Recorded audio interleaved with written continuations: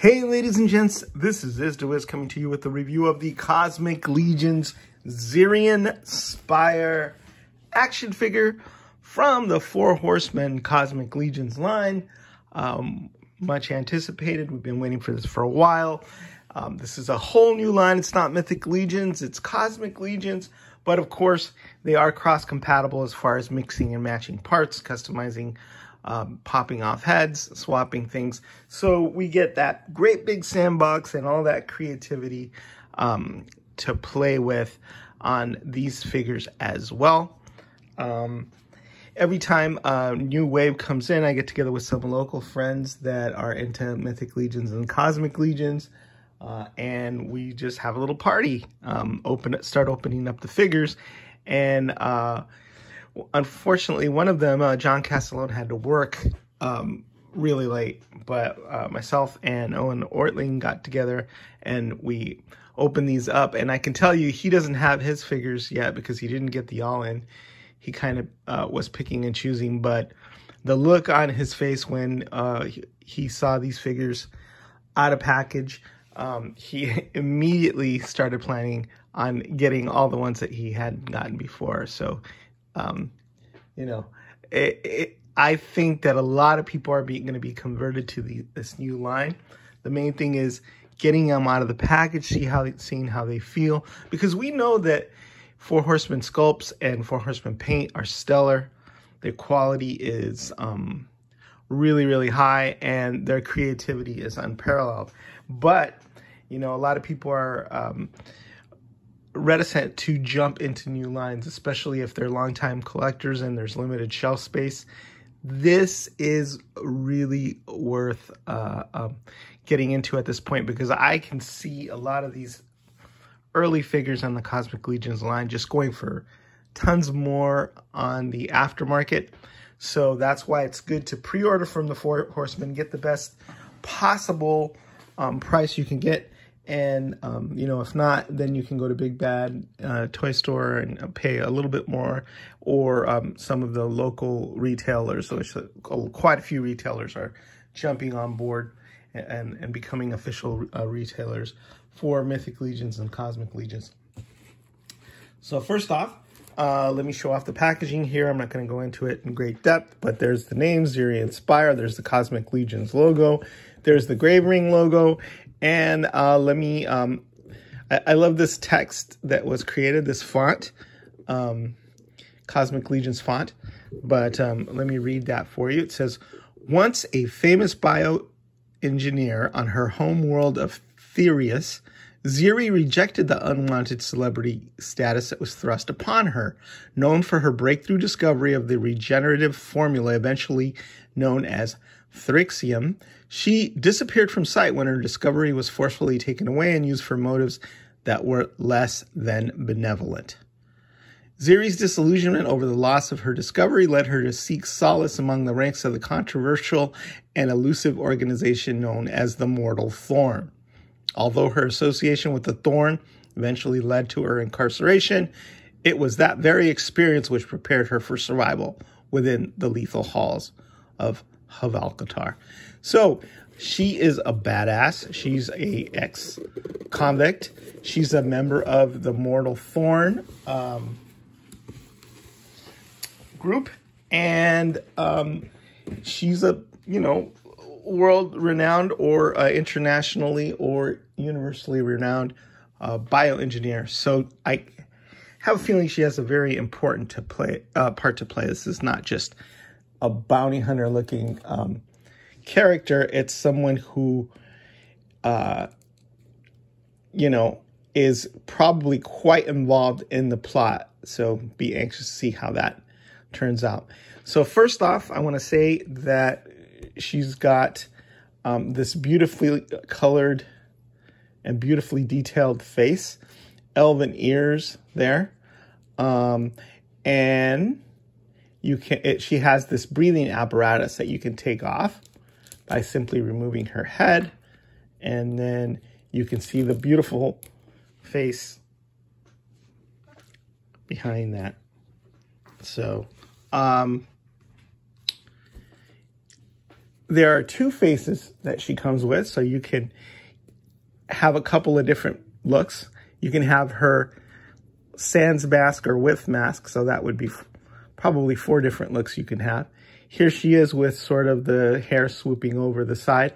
I like the fact that the haircut is bobbed in the back because that preserves the range of motion as far as her allowing her to look up sideways and all that, right? Because the hair is out of the way and it's not covering anything. This one has a bun on it, not a bob, but the same principle applies there. And then she has this sort of hair hanging down in front of her face. Her eyes are this bright blue, and then she has these speckled patterns on her forehead, on her cheek, and on her chin. And she just looks really cool. So she's humanoid, but she's clearly not human. So the elven ears. And then she gives off a real strong sort of bounty hunter vibe. She also comes with this accessory here that comes from her gauntlet. It's a 3D holograph of looks like a planet, sort of like a Saturn type planet, or maybe a UFO or something that she would look at and when she's planning whatever it is she's planning. And then this is if she's somewhere where she needs a breathing apparatus to breathe, because we're talking about space. So that's what that head looks like. And then let me pop the other head on for you. Like all Mythic Legions, these heads are easy to mix and match. So look at that, sort of a very attractive look. Let me take the holograph off. The gauntlet has a port there, and the port system is used to attach the holograph, but it also comes with all of these pegs, these clear pegs, so you can attach weapons. She's got a port there. She's got a port on her belt here, so you can attach the weapons, sort of like a holster. And there's 2 different sizes of these. And let me show you how that works. Here's her gun. She's got 2 hefty looking weapons. Those have ports on the side. And then you can just pop that like on her waist using either the short peg or the longer peg. And then it's on there, and it's sort of a high-tech way of attaching your weapon. So when she's not holding her pistol, right? Then you just pop the peg into the port, right? Those separate pegs are probably going to be very easy to lose, so I'd be careful with those. Plus, they're clear. And then, you know, and then she's got her weapons holstered there. So I have her here with trigger fingers, so she can have a 2-handed sort of rootin' tootin' shooting posture with these big weapons. But she also has a very, very cool weapon here, which is a sniper rifle. So let's take a quick look at that. Really long and really cool, and she can hold it really well. And then it's got this cloth strap with 2 tiny buckles on it, and then this tiny apparatus here. I don't want to futz with it too much because I think this could be fragile. It's very, very hard plastic, so I don't want to mess with it. But it looks really cool slung over her back, and then obviously it's going to look really cool when she's on a mission and she needs to use it as a ranged weapon. So the other thing, see how long that is, that sniper rifle? It's almost as big as she is tall. Very, very cool. I like the detail on that and the paint on that, the scope. Obviously, it gives her sort of a covert special ops type look. She also comes with this hood that you can pop up, and the soft goods have wires, so you can sort of, you know, splay these out any way you want, because it's a wire that allows for dramatic posing. So nice job, CJSM, on these designing these soft goods. A nice job for the factory, all the work that they had to put into it. You can see that underneath the poncho, it's a different color fabric, so it's muted tones, but it's brown and gray. And then you have a little clasp here, a little tiny clasp that somebody was kind enough to hand sew there.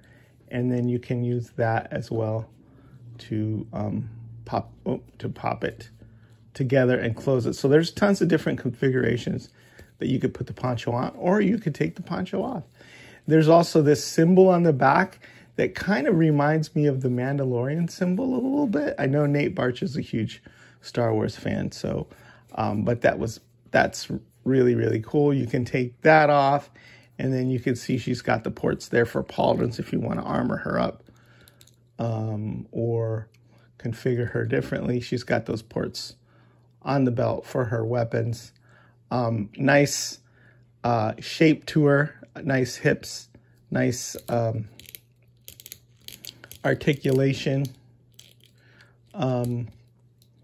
and everything seems to be tight and working really, really well. Like her boots, human feet, and just this sort of technological tech boot. So maybe for walking in zero gravity, or, you know, they have ports down here in the bottom. I don't know, maybe they're rocket boots. Like I said, really, really anxious to see and learn all about her and all about her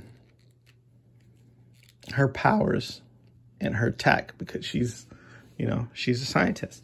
So she stands really well. Her feet are nice and tight. Her ankles are nice and tight. So love that about her. She comes with alternate hands, not as many alternate hands as Thygar came with.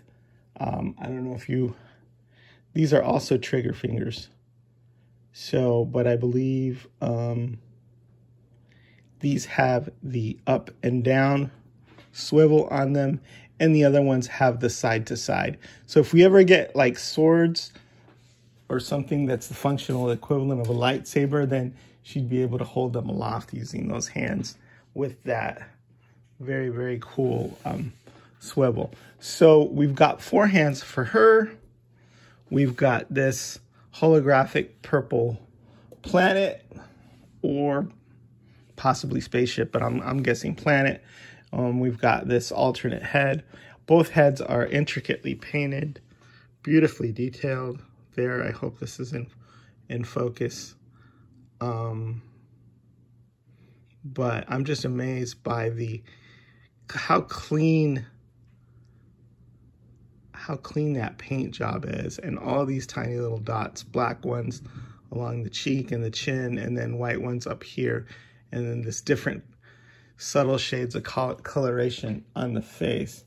So some people have been speculating whether or not she's related to Hera Serpent Spyre, who is part of the Mythic Legions universe, and people have been putting her head up next to each other because she's got Spyre in her name as well, and seeing if they're related. That very well could be. I'm kind of hoping that there is some sort of tie between Mythic Legions and Cosmic Legions, but I don't believe that they're the same sculpt at all. I just think that maybe they have similar features, or maybe it's just a coincidence.